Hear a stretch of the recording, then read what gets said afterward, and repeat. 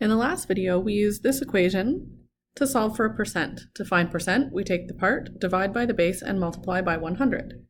We can also use our algebra and formula rearrangement skills to solve for either the part or the base.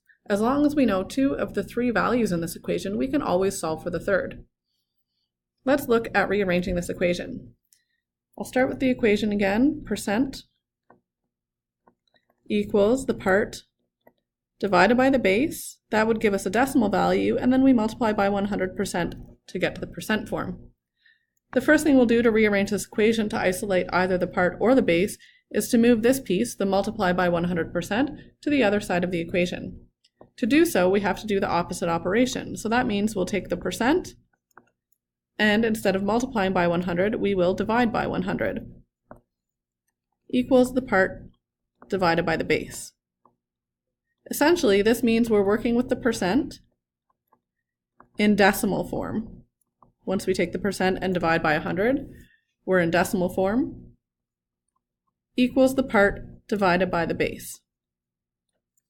Pause the video and take a moment and try and rearrange this equation first to solve for the part, and then start back at this step and try and solve for the base as well. Take a look and see how you did. To isolate the part, since it's being divided by a base, we move that over by changing the operation to multiply. So the part equals the percent times the base. From here or back from the original equation, to get base by itself, we would have to divide by percent on the other side. So base equals the part divided by the percent.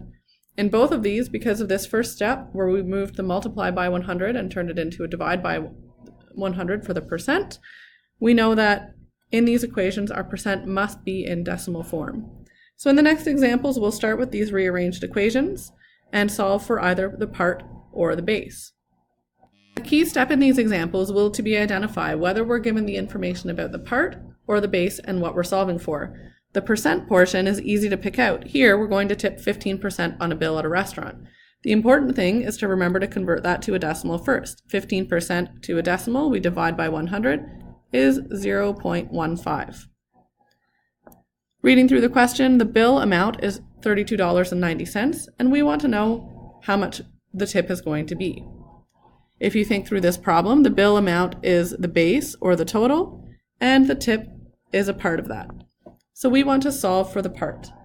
Going back to your rearranged equations, the part equals the percent in decimal form times the base. The percent in decimal form is 0.15 times our base of $32.90. When you calculate that out, 4.935, and since money is always to two decimal places, the tip will be $4.93.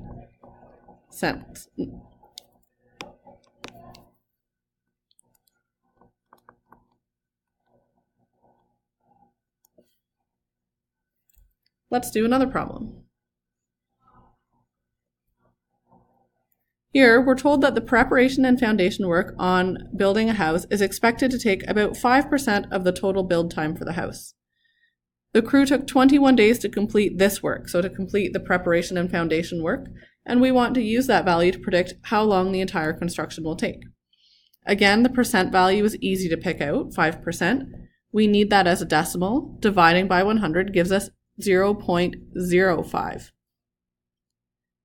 The preparation and foundation work of the house is a part of the total build, and it took 21 days. So that is our part value. We want to find out how long the entire or total construction will take. So that's a good clue that we're solving for the base. Going back to your rearranged equations, the base equals the part divided by the percent as a decimal. Our part is 21 days, divided by the percent is 0.05, equals 420 days for the total build.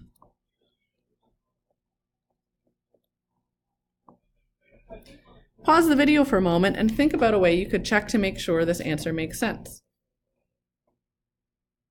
If you want to check any of these calculations, use your calculated value and see if you get back to an original value. I know 21 days was my part, and I'm saying 420 days is my base. If I calculate this as a percent, I get back to that original value I was given in the question of 5%. So my calculation checks out.